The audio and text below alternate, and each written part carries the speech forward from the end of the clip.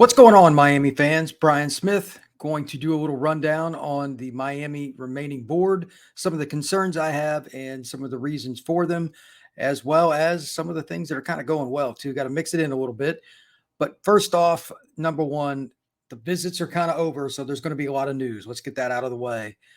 The second, the 9th, the 16th, the 23rd, all those Fridays were big visit weekends for the Canes in one way, shape, or form or another. Going to be a lot of news today and on through the week. You could hear something about prospects. Uh, just just heard some news about a Miami commit. Just heard some news about a Florida commit, etc. It's all over the place. So just keep scrolling and keep looking for information. You'll find it pretty quick over the next couple of weeks. It will be the busiest couple of weeks of the recruiting calendar for the entire year. That I can pretty much assure you. Doesn't matter the program. So without further ado, here are a couple of the things that I've written down. I've got some of my own personal notes, things that I'm worried about. And please note that I'm also a glass half empty kind of guy. There's no question about it. You got to prove it to me kind of personality. So that is a part of this factor. But in no particular order, these are the things that I want to see Miami finish and do well with.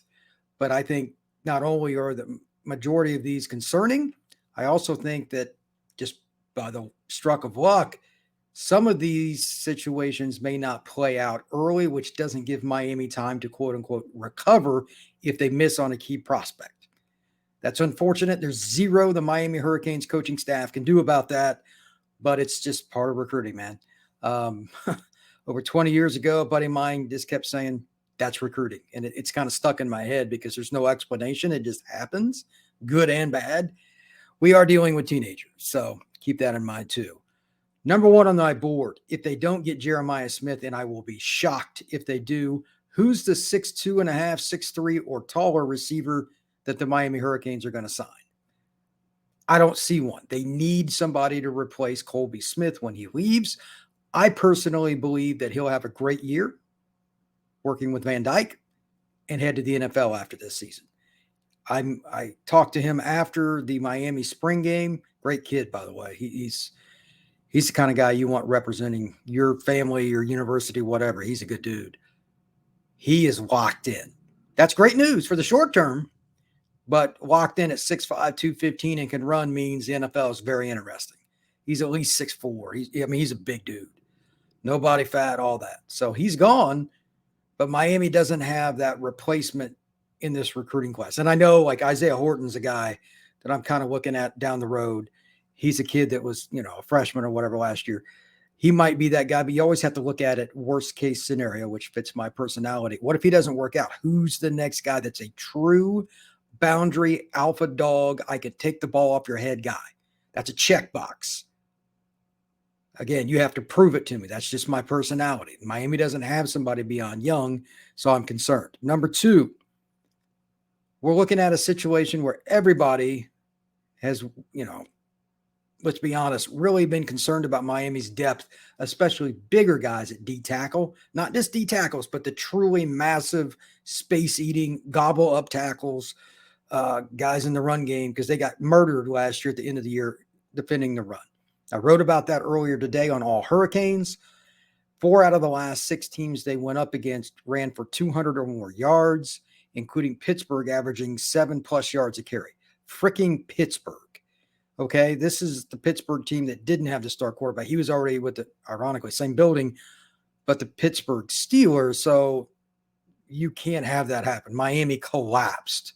They didn't have the depth. And they certainly didn't have the size. I wrote about that in my Ahmad Moten preview today. And he's a really good young player. And I think he's going to end up in the NFL at some point. That's the trend he's on. He's got the body, he's got the athleticism, but he's one freaking guy. They need at minimum 2 big time size, the whole 9 yards, D tackles in this class. And that's asking a lot if you're Georgia or Alabama. And those kids are pretty much sitting in their lap in their backyards every year. That area just has bigger guys for whatever reason. Miami, I think they have a great shot at Kamarion Franklin, who will eventually end up at 3-tech. He can play outside or in, but I think he's eventually going to end up at 3-tech. But they're not going to get Justin Scott. I'm pretty well convinced of that. And I don't know which other guys are going to get. Aiden Breland is a possibility. We're not going to know till later. worried about that because it's just incredibly difficult competition. Oregon, USC, everybody is recruiting him. Probably won't know till signing day. There's no way to make up for that. And there's a few other guys, but they're hard to project, and I don't think Miami necessarily leads. Um, Artavius up in the Panhandle would be my pick. I love that kid's upside. He's from Bluntstown, a small school in the Panhandle. He'd be a great story, but he's right down the road from FSU. Prove me wrong. You're going to be hard to get him. I don't think they're going to get LJ McCray, who could end up a 3-tech, or if he's really long. He's a lot like Franklin. I don't think they're going to get him. I just don't think they're going to get what they need at D tackle.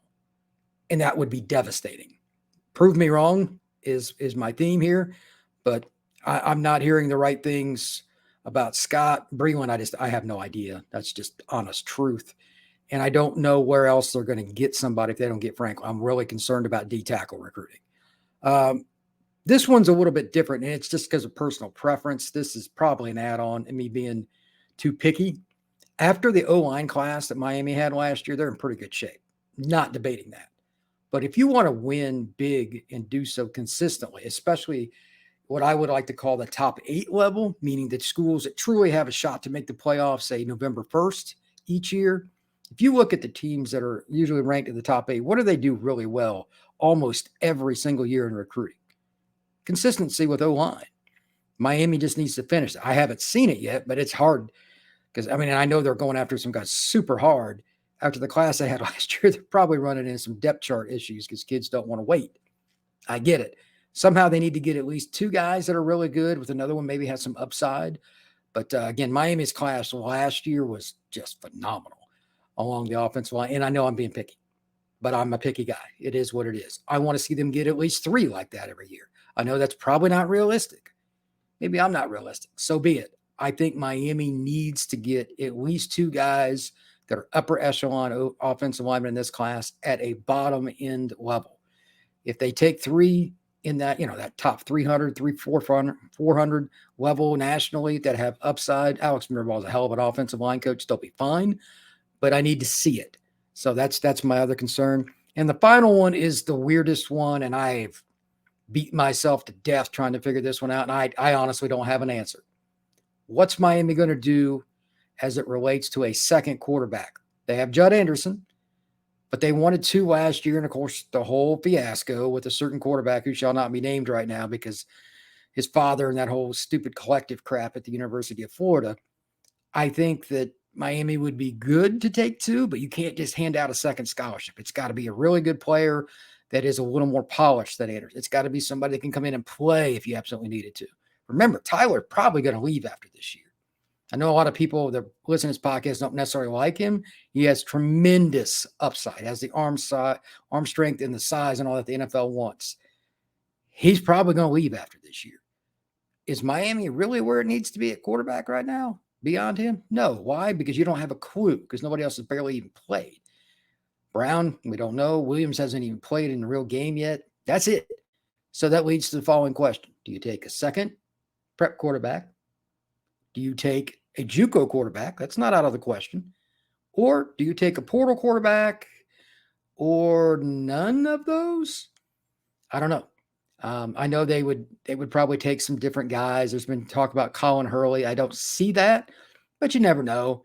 It depends on how this season goes with LSU and their depth chart. There's a lot of moving parts with quarterback depth charts around the country. LSU has certainly seen some volatility as their young stud transferred to Ole Miss this offseason. Ironic, they went right up the road to their rival, but whatever. That being stated, if Miami goes into the 2024 season, let's say they don't get anybody, just hypothetically, would you really feel comfortable with Brown, Emory Williams, and Judd Anderson as the only 3 guys on your roster? If you said yes, please go see a psychiatrist. That is not good. You can never have just 3 quarterbacks on your roster. 4 is minimum of what you need. So which way are they going to go, and are they going to be able to find out answers? This is the biggest part. Early enough that if whatever their preference is, if it doesn't work out, much like with D-line or receiver, etc., there's a backup plan. It's just convoluted. I don't have enough information. I mean, they might be in great shape with somebody I have no idea about, but I'm just being honest. Quarterback is the bottom end for winning games. It's just the bottom end, man, because if you can't get those basic throws, kids feeling comfortable with you, with your checks, and all the things that we don't really talk about statistically, leadership, being the first guy there, the last one, all those things at quarterback, you're not going to win. You're not going to beat Georgia. You're not going to beat LSU. You're not going to beat Clemson. You're not going to beat those teams. Miami has a guy I think could really do well this year. I think Miami could surprise a hell of a lot of teams in college football. But again, he's going to leave. I will be shocked. If he doesn't, that means there's something went wrong, which is a whole nother problem. So Miami needs to probably get a second guy. Maybe it is portal. Maybe it isn't. I know that they're really high on what Emory's done so far, and they think Brown's got a ton of potential. But just adding Judd is only 3 guys. You got to worry about injuries too. You don't want Judd playing next year in 2024. He's only got 2 years as a starter in high school. So if you went through the first 2 guys, that's where you'd be at. That's tough, man. That's not, you don't want freshman quarterbacks playing. I went through and threw out the stats for freshman quarterbacks that played at any given time in the last 5 years. Like 1 in 20 does well. Maybe. Most of them are atrocious. They're just not ready. It's just that hard. So need to see that. Final point on all Hurricanes, just did an update on about every kid I could think of off the top of my head, where Miami stands, my thoughts, concerns with each player, one by one, that's still on the board for the class of 2024. I'm sure I missed a couple. It's a big list. This has been a eye-opening and academic session for me in learning. With the portal and the unlimited visits, etc., I don't have the same data I used to. It's not possible. We need about 5 more years before I'll have it again. You got to have something to go off of that's continuous. Everything is completely changed. That means it's a little harder, but I do expect Miami to get between 4 and 7 commits, and I'm predicting 6. That's kind of my hard number between now and the end of July. There's a few kids I feel really good about, and then there's a few other kids that are on that cut. You're going to win a few and lose a few. And then there's always seems to be a surprise every year. Some kid that you didn't think you were going to get. Not only do you get him, he commits in summer. So I'm going with 6 kids between now and in July. Don't put a gun to my head over it, but that's my projection. So please like this podcast. Please share it, hit that notification bell, and above all else, please comment. Curious to see what you think about Miami in terms of this year's recruiting efforts and what you think they need to do, not only in recruiting, but on the field to help recruiting, because I think that's going to be the other part that, it's a self-explanatory. These young men, they want to see you win, man. Can't blame them. Why would you want to go to a program that's not winning? So anyway, everybody have a great day. Thank you very much.